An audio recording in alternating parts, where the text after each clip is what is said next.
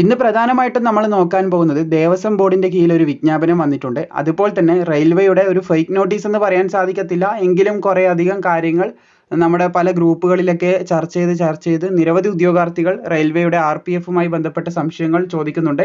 അതിനൊരു ക്ലാരിഫിക്കേഷൻ ആണ്. അത് ചെറിയൊരു കാര്യമാണ്, അതുകൊണ്ടാണ് മറ്റൊരു നോട്ടിഫിക്കേഷൻ്റെ കൂടെ ഡിസ്കസ് ചെയ്യുന്നത്. അല്ലെങ്കിൽ ഒരു സ്പെഷ്യൽ വീഡിയോ തന്നെ അതിന് ചെയ്യുമായിരുന്നു.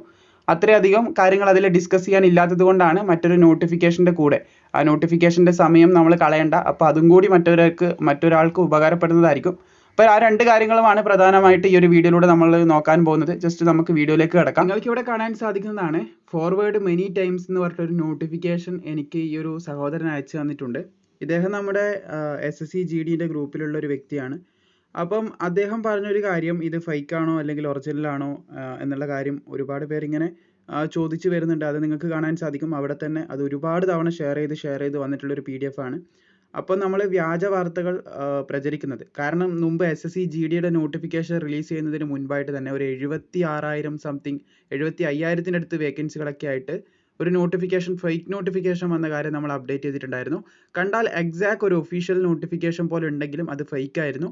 അപ്പോൾ അതുപോലെ വിവിധ കാര്യങ്ങൾ വരാനുള്ള ചാൻസ് ഉണ്ട്. റെയിൽവേയുടെ നോട്ടിഫിക്കേഷൻ എന്തായാലും വരും, RPF-ൻ്റെ കോൺസ്റ്റബിൾ അതുപോലെ തന്നെ SI നോട്ടിഫിക്കേഷൻ എന്തായാലും വരുന്നതായിരിക്കും, അതിൽ സംശയമില്ല. അത് റെയിൽവേ തന്നെ കൺഫേം ചെയ്തിട്ടുള്ള കാര്യമാണ്. പക്ഷേ ഇങ്ങനെയുള്ള ഫേക്ക് ആയിട്ടുള്ള കാര്യങ്ങൾ നിങ്ങൾ ശ്രദ്ധിക്കുക. ഒഫീഷ്യലായിട്ട് എന്ത് വന്നാലും നിങ്ങൾക്ക് ഓൺ ദി സ്പോട്ടിൽ നമ്മുടെ ചാനലിലൂടെ ലഭിക്കുന്നതായിരിക്കും. അപ്പോൾ ട്രസ്റ്റഡ് ആയിട്ടുള്ള സോഴ്സിൽ നിന്ന് മാത്രം നിങ്ങൾ ഇൻഫർമേഷൻ കളക്ട് ചെയ്യാനായിട്ട് ശ്രമിക്കുക. അപ്പോൾ ഇതാണ് നിങ്ങൾ കണ്ടുകൊണ്ടിരിക്കുന്നതാണ് ആ സുഹൃത്ത് എനിക്ക് അയച്ചു തന്നിട്ടുള്ള നോട്ടിഫിക്കേഷൻ. ഇതിൽ പറയുന്ന കാര്യങ്ങളൊക്കെ സത്യം തന്നെയാണ്. അതായത് കോൺസ്റ്റബിളിന് 10ാം ക്ലാസ് മതി, പിന്നെ ഡിഗ്രി ഉള്ളവർക്ക് സബ് ഇൻസ്പെക്ടറിന് കൊടുക്കാം.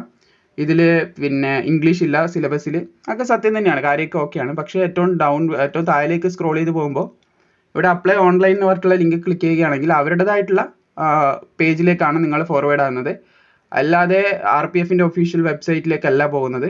അപ്പോൾ ഇതിനെക്കുറിച്ച് കൂടുതൽ അന്വേഷിച്ച സമയത്ത് ഇത് നോർത്ത് ഭാഗത്തേക്കുള്ള പല ആൾക്കാരും RPF-ൻ്റെ നോട്ടിഫിക്കേഷൻ വരുന്നു, അതിൻ്റെ എലിജിബിലിറ്റി ഇങ്ങനെയായിരിക്കും എന്നൊക്കെ പറഞ്ഞ് യൂസ് ചെയ്തിട്ടുള്ള ഒരു വീഡിയോ ആണെന്നാണ് മനസ്സിലായിട്ടുള്ളത്. അന്വേഷിച്ച് നോക്കി.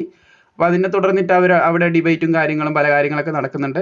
എനിവേ നമ്മൾ അങ്ങോട്ട് പോകണ്ട, കുറേ കാര്യങ്ങൾ അവിടെ നടക്കുന്നതായിട്ട് ശ്രദ്ധയിൽപ്പെട്ടിട്ടുണ്ട്.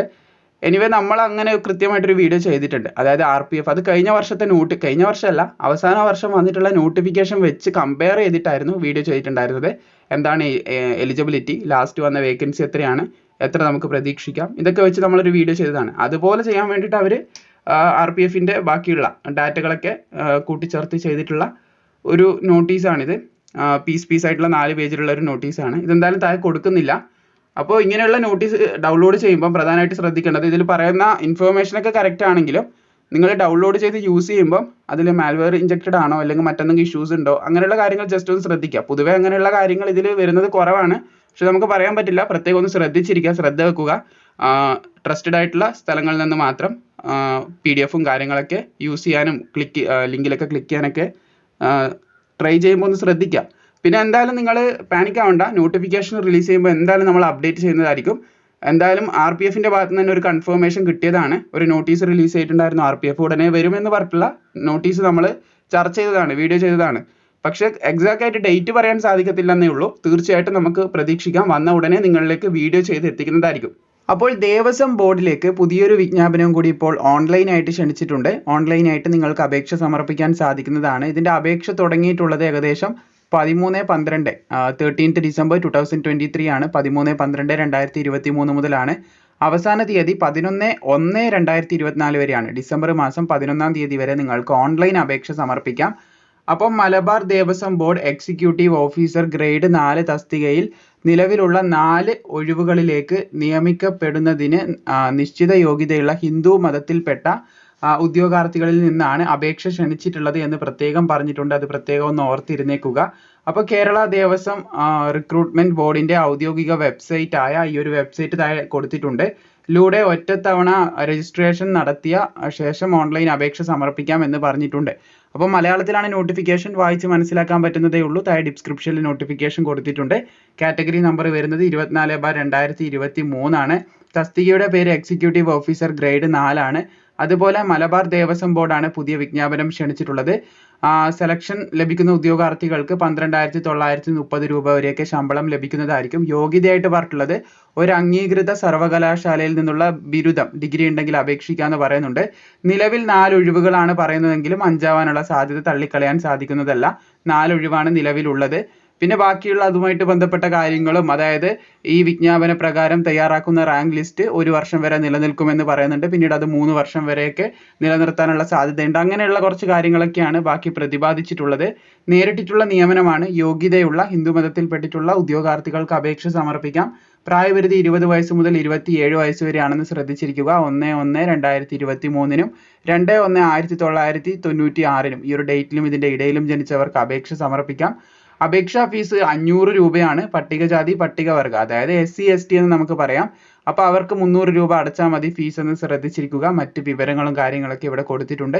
അപേക്ഷ സമർപ്പിക്കുന്ന ഉദ്യോഗാർത്ഥികൾ ജസ്റ്റ് ഈ ഒരു നോട്ടിഫിക്കേഷൻ ഡൗൺലോഡ് ചെയ്യുക. എന്നിട്ട് ജസ്റ്റ് ഒന്ന് റീഡ് ചെയ്ത്, ഇത് കുറച്ച് ക്രൈറ്റീരിയകളാണ്, അത് നിങ്ങൾക്ക് വായിച്ചാൽ മനസ്സിലാവുന്നതേ ഉള്ളൂ. സാധാരണ നമ്മളൊക്കെ സംസാരിക്കുന്ന പോലെ തന്നെ നിശ്ചിതമായിട്ടുള്ള ഒരു ഇതിലാണ്. ഇവിടെ നിങ്ങൾക്ക് കാണാൻ സാധിക്കും ഉദ്യോഗാർത്ഥിയുടെ കുടുംബത്തിൽ മാസ വരുമാനം എല്ലാവിധ സ്രോതസ്സിൽ നിന്നുമായി 25,000 രൂപയിൽ കവിയരുത് എന്നിങ്ങനെ കുറച്ച് കാര്യങ്ങളാണ് അപേക്ഷ സമർപ്പിക്കുന്ന ഉദ്യോഗാർത്ഥികൾക്കുള്ള കുറച്ച് ഇൻസ്ട്രക്ഷൻസ് ആണ് പറയുന്നത്. അപ്പോൾ അതൊക്കെ ജസ്റ്റ് ഒന്ന് ഫോളോ അപ്പ് ചെയ്യുക. എന്നിട്ട് അത്രയേ ഉള്ളൂ.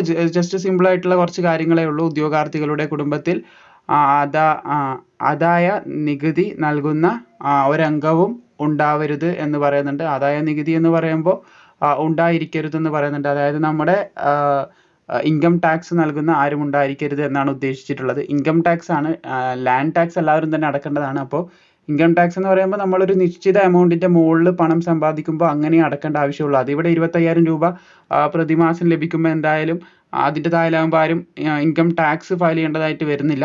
അപ്പോൾ അങ്ങനെയുള്ള പാവപ്പെട്ട, അതായത് ബാക്ക്വേർഡ് ആയിട്ടിരിക്കുന്നവരെ കൂടുതൽ മുന്നോട്ട് കൊണ്ടുവരാൻ അതാണ് ഉദ്ദേശിക്കുന്നത്. ജസ്റ്റ് അത് നിങ്ങൾക്ക് വായിച്ചു നോക്കിയാൽ മനസ്സിലാവുന്നതേ ഉള്ളൂ. സോ അത്രയധികം കാര്യങ്ങളാണ് പ്രധാനമായിട്ട് പറയാനുള്ളത്. പിന്നെ അപേക്ഷിക്കേണ്ട വെബ്സൈറ്റ് എല്ലാം മലയാളത്തിലാണ്. അപ്പോൾ നിങ്ങൾക്ക് എന്തെങ്കിലും ഡൗട്ട്സ് വരികയാണെങ്കിൽ താഴെ കമൻറ്റ് ബോക്സിൽ ചോദിക്കാവുന്നതാണ്. പിന്നെ ഇപ്പം തന്നെ എല്ലാ കാര്യങ്ങളും നമ്മൾ പറഞ്ഞിട്ടുണ്ട്. അപേക്ഷ സമർപ്പിക്കേണ്ട ലാസ്റ്റ് ഡേറ്റ് 11/1/2024 അർദ്ധരാത്രി 12 മണി വരെയാണെന്ന് ശ്രദ്ധിച്ചിരിക്കുക. അപ്പോൾ യോഗ്യതയുള്ളവർ തീർച്ചയായും അപേക്ഷിക്കുക. എന്തെങ്കിലും സംശയമുണ്ടെങ്കിൽ താഴെ കമൻറ്റ് ബോക്സിൽ ചോദിക്കാം. അതുപോലെ ഈ നോട്ടിഫിക്കേഷൻ ഏകദേശം 4 പേജിൽ വന്നിട്ടുള്ള ചെറിയൊരു നോട്ടിഫിക്കേഷനാണ്. കംപ്ലീറ്റ് വിവരങ്ങൾ ഇതിൽ പറയുന്നുണ്ട്, ഈ ജോലിയായിട്ട് ബന്ധപ്പെട്ടിട്ടുള്ളത്. അപ്പോൾ അത് വായിച്ചു നോക്കിയാൽ നിങ്ങൾക്ക് ക്ലിയർ ആവും. താഴെ കമൻറ്റ് ബോക്സിൽ റിപ്ലൈ ചെയ്യാൻ ശ്രമിക്കുന്നതായിരിക്കും. അപ്പോൾ അതിലൂടെ നിങ്ങൾക്ക് സംശയങ്ങൾ ക്ലാരിഫൈ ചെയ്യാവുന്നതാണ്. മാക്സിമം ഈ ഒരു കാര്യം സുഹൃത്തുക്കളിലേക്ക് ഷെയർ ചെയ്ത് കൊടുക്കുക.